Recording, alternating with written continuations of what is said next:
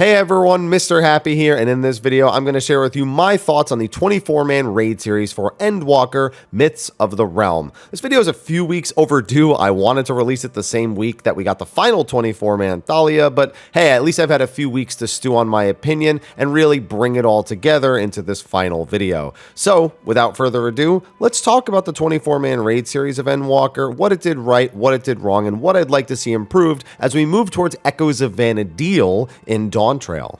Before we dive into my thoughts on Myths of the Realm, I'd like to thank this video's sponsor, Imi Ramen. Since getting back into fitness, I've been looking for alternatives to my favorite foods to shake things up a bit. I can only do chicken and rice so many days of the week. As if to answer my needs, Imi Ramen popped up on my email, and you know I needed to hop on that. It's a plant-based ramen that comes packed with 21 grams of protein and 18 grams of fiber, which is a big deal to me, and it tastes pretty damn good to boot. They sent me 3 of their flavors: creamy chicken, roasted pork tonkotsu, and spicy red miso. Putting those in quotes, remember, this is plant-based after all. I enjoyed all 3, but spicy red miso was definitely my favorite. Simply cook the noodles on your stovetop or in your microwave, add the seasoning packet, mix, and you're good to go.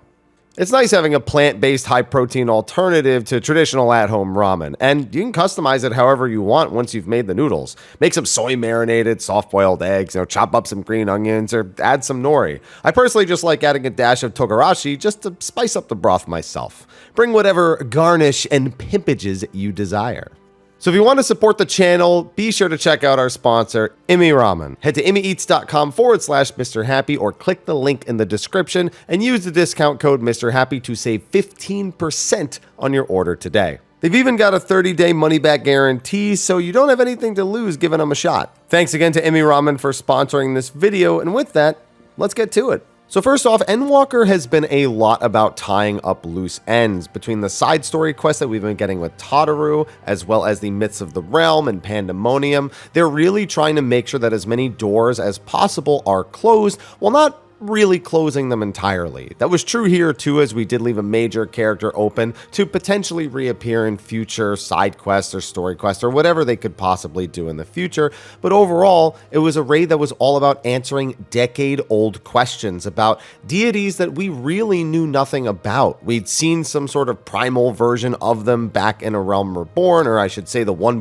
cinematic with Louis Soix, but it's all been myths and rumors, hence the name Myths of the Realm, and this was definitive answers about who the 12 are, how they came to be, what their purpose is, and of course the story of the raid tying together what they themselves actually wanted. I think on that note, it was a really excellent conclusion to this mystery that we've been wondering about for all of these years. And it also felt incredibly personal at a lot of times. I knew everyone was really talking about their own patron deity once they had selected, people fantasiaing to change after actually meeting these characters and deciding that maybe they had a new favorite. It gave a lot of people that added perspective, and even people who are not role players like myself definitely felt more of a connection to this, especially those of us who have been around since 1.0 or even just the early days of A Realm Reborn.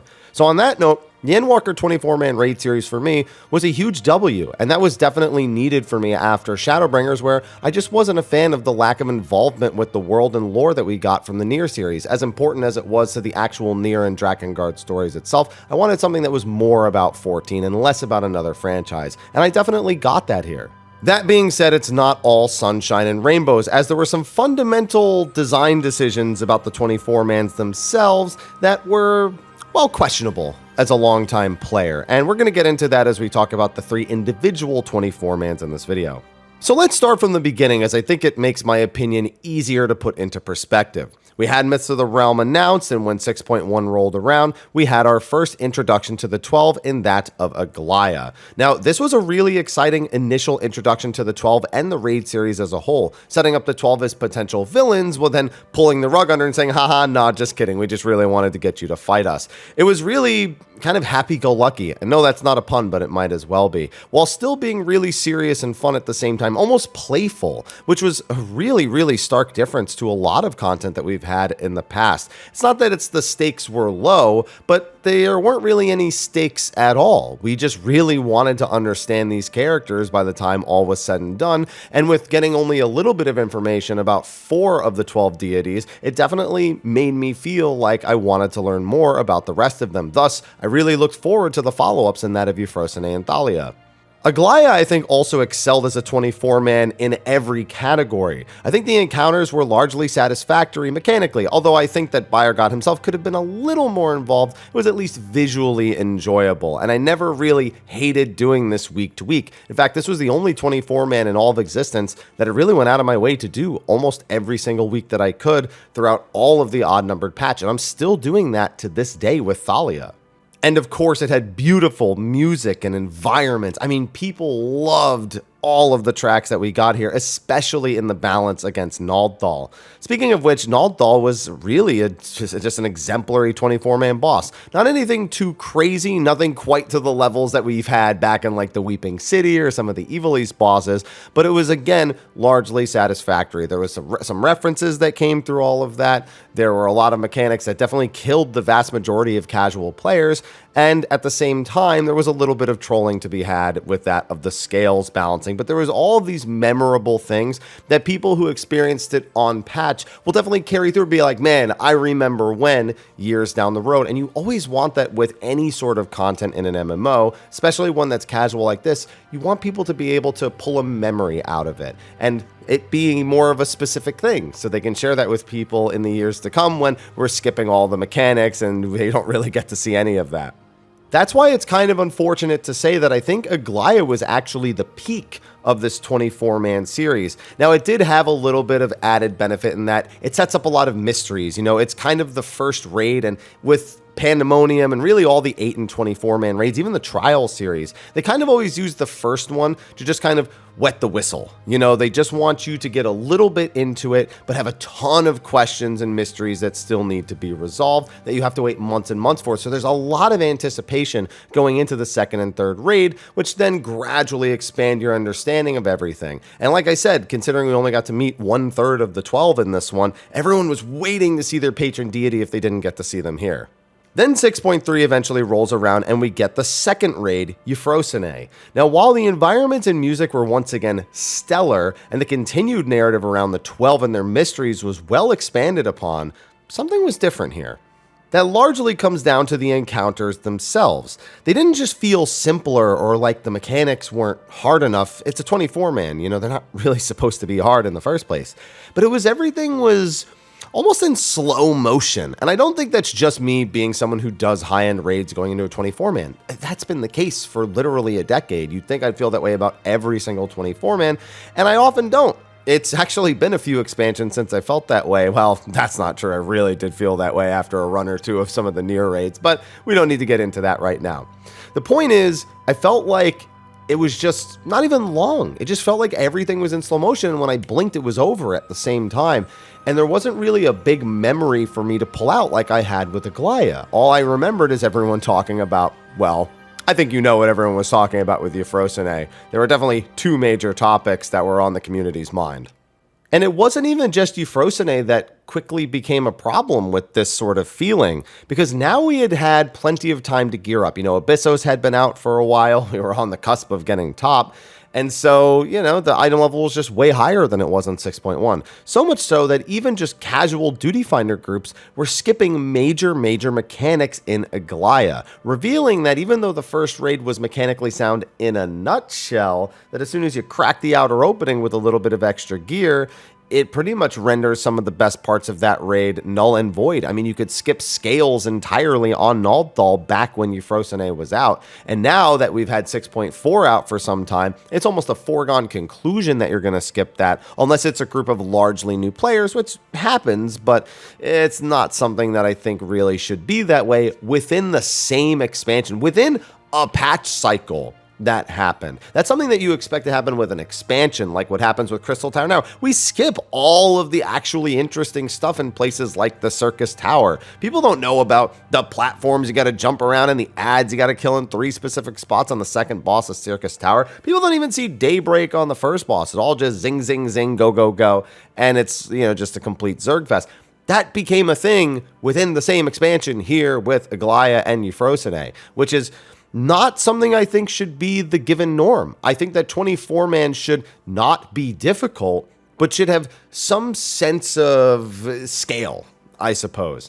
And these were just completely outscaled before they were ever scaled at all. They started undertuned in such a way that made them underwhelming to even the most casual of players. And that's not good. I don't think that's a trend that you should be following going into the next raids. And yet, that is exactly what happened. Going into Thalia, again, stellar piece of the raid series from a largely aesthetic point of view. Some people were disappointed the final song of Thalia wasn't an absolute banger. I'm a huge fan of the track. I'm a big fan for a song that feels fitting to a boss and isn't just like, oh, this is a banger and the words clearly reference that. That's fine, but I don't need that to be every boss. I mean, I think no better example is that my favorite Alexander theme is actually Mobius. It's not Rise, it's not Exponential Entropy, it's not Locus or Metal. No, it's Mobius because it feels like such a grand way to present this character in that of Alexander. Even going to Shiva, I'm a big fan of the Phase 1 theme in both Shiva Back in A Realm Reborn and Shiva in Eden versus the more, heavy rock or, whatever themes and genres they're going for with the other songs. It's just so much more. So what I'm saying is that gets points for me. I really do feel like they landed the ending with this. Again, they gave us a lot more personal stuff when it came to the actual 12 and getting to speak to our patron deities and our interactions. And they also had the cute little thing with Limlane, where if you blow a kiss at her at the right time, she'll do this really obscure reference to her lore in that of knocking you back and throwing a dagger at you. It just connects so many little bits of lore that I have to give the team credit for that. But the quality of the fights, again, seemed largely similar or slightly easier than Euphrosyne. That's crazy. That it felt to me like it went down again to some capacity. And that might have just been because I was already thinking about Euphrosyne's fights. And then, I kind of almost set myself up expectation-wise for this to be the same or easier. And then it kind of was. So I was maybe even a little more disappointed because I had already convinced myself I would be. But either way, I think objectively it still kind of is that way. Now listen, I understand Endwalker brought in a lot of brand new players, so they wanted to ensure that they had 24-mans that appeal to the masses, and I get that. But Aglaia should have been the one that felt like Thalia, and Thalia should have been the one that felt like Aglaia. It shouldn't have been what feels like the best balanced one released first, and then everything else just kind of fell and crumbled underneath. Again, with Thalia, the most memorable thing is going to be Limlane, and at least it has that, because if it didn't have that, honestly, the only other thing I would really remember is Ashan being big. That's like the only other major memorable thing. The voice work is great. Again, the characters are really put on full display here, and they are across all of them. I'm so glad they voiced the 12 throughout all of these 24-man raid series, and that's something I also have to give them a lot of credit for, because it really brings this raid to life. It gives it some sort of extra feeling that I'm not getting from the actual 24-man itself. It puts it in there with the voice acting, and I think that's largely true of Pandemonium as well when there is voice acting in those bits. I just wish this 24-man raid series hadn't felt backwards. I mean, it could have just been the one static difficulty like it was with Aglaia, or at least an attempt at a static difficulty like it was with Aglaia the entire way through, but instead it felt like we kind of got half fights from Euphrosyne onward, and that's, well, it's not good. I'm not a fan of that, and I'm not going to praise every aspect of the raid. Even if I like most of it, I have to knock those things because they just didn't execute in a way that I think is of an adequate level. I mean, I'm thinking back to Void Arc, because I think these are as easy, if not easier, than on-launch Void Arc. And for those who weren't around, Void Arc was so easy, they apologized. Like, they actively wrote an apology saying that's well below what we want for our average 24-man difficulty. And then they released the Weeping City, and then we got Dunscaith, both of which were really well liked. Yes, were they mildly frustrating? Did some people say you should nerf these? Yeah, but then they wrote back, no, this is the intended difficulty of 24-mans, good luck. And it feels like that entire message was just kind of lost. Phone, I'm in the middle of something right now. I swear my phone has been way more active in the last week or two. But yeah, it just, where is that? Where is that feeling that they have sort of a standard set? Because I definitely didn't feel like they had it here. And you know what? Again, at least the story was really good. I'm a big fan of that and all the music, because otherwise I'd be really disappointed. So good thing they nailed so many other things, because otherwise this would not be as kind of a positive of a video as it is. So that raises a particular concern, because in Dawn Trail, we are going to be getting the raid series, the Echoes of Vana'diel. Now, I'm a Final Fantasy XI vet. I played it throughout all of its major heydays, and heck, I still even play it now. I'm working on finishing their new final storyline, The Voracious Resurgence, which has been really, really good. And Final Fantasy XI has a lot of world stuff and lore stuff, and I know people are waiting on me to make videos of some of that stuff, but trust me, it's wild stuff, so I'm going to have to double check and fact check a few things, because I'm sure I'm going to have to do a general overview and not get into the crazy, crazy specifics. But Final Fantasy XI has sort of a reputation. You know, a lot of people like to say it was a really hard game, it was a really punishing game. I've always been of the opinion it wasn't really so much hard as it was a knowledge barrier. You know, if you didn't know things, then you just kind of couldn't prepare for things unless you were more likely to die, which isn't that uncommon in an MMO, but it was just the amount of information you would need to parse was there. And the big thing is the amount of patience you needed. It was a very slow and arduous thing, but it has that reputation that it is kind of on the harder side, that it's on the more tedious side. And I'm not saying they should make the 24-man harder or more tedious to match that, but it does have sort of that, you know, that level of expectation to hit, where people aren't just hoping for a narrative that is dedicated to Final Fantasy XI, that incorporates it into Final Fantasy XIV. The people who you're appealing to most want something that's almost a little ridiculous. I don't think any Final Fantasy XI fan is going to get some sort of like, oh, I'm going to have to install Play Online for 8 hours because there's a data cap and our internet is crap because you can download it on down. No, I don't think there's going to be anything like that. But it's the same difficulty as Thalia and Euphrosyne or Void Ark.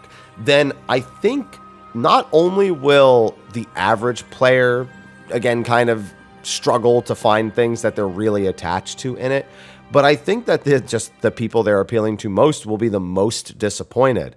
Not that that wouldn't be the case anyway, most likely, but that's besides the point.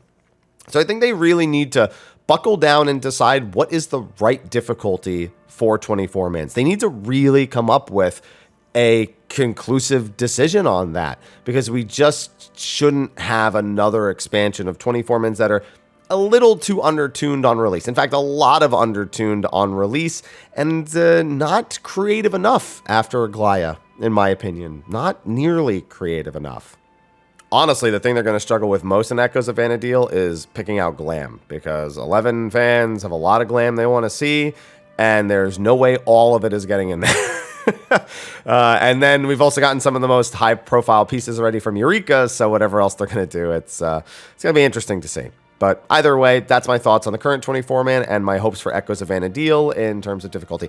I'm not doubting they're going to kind of nail all the other aspects of it. They've got a pretty good track record with the 24-mans. Even Nier, again, as much as I'm not that connected to that story because it's separate from Final Fantasy XIV, at the very least, there are other aspects of it that they usually get right. You know, there's the aesthetics of it, the music, the sound effects, all that.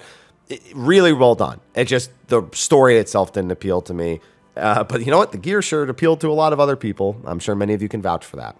Anyway, let me know what your thoughts are on the 24-man raid series, The Myths of the Realm. Are you in the same boat, or were you just largely satisfied? You know, you don't really care about the difficulty. I don't think it's wrong to feel that way. I just don't share that opinion with you. So let me know in the comment section of the video below. Be sure to like, favorite, subscribe, and share, and stay tuned. We're going to be making a lot of pieces like this leading up to Dawn Trail. We got quite a bit of a wait for Dawn Trail, but we've even got quite a bit of a wait until the next Letter from the Producer Live, or I'm sorry, the next keynote in January. So we're going to have a lot of opinion pieces on this channel, some more retrospective stuff, so be on the lookout for that, and some Final Fantasy XI stuff, since I know a lot of you are curious about that. Anyway, thanks for watching this video. I'll see you in the next one, and until then, take care.